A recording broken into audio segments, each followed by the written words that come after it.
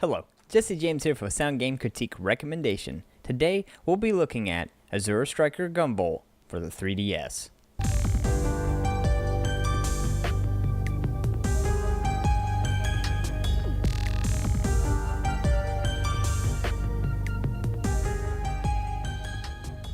You play as a psychic 14-year-old boy that goes by the name Gunvolt. His power, Azure Striker, allows him to control the power of lightning.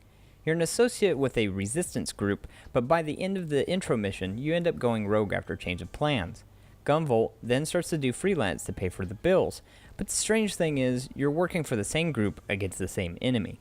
Regardless of the rather silly plot, it does get more interesting later on.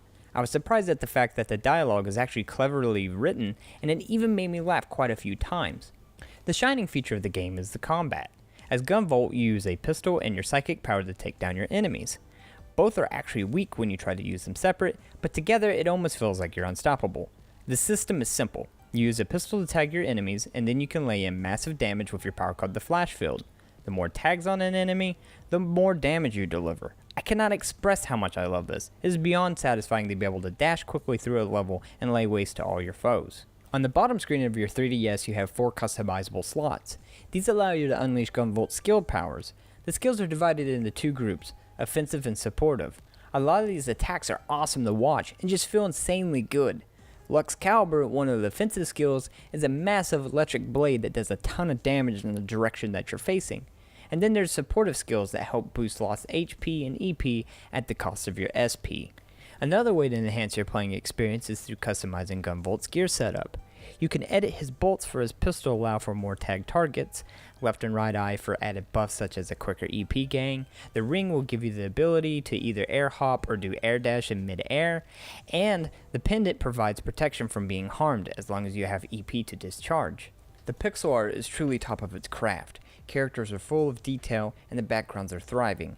Each location feels fresh from the next, giving a sense of actually traveling to different settings.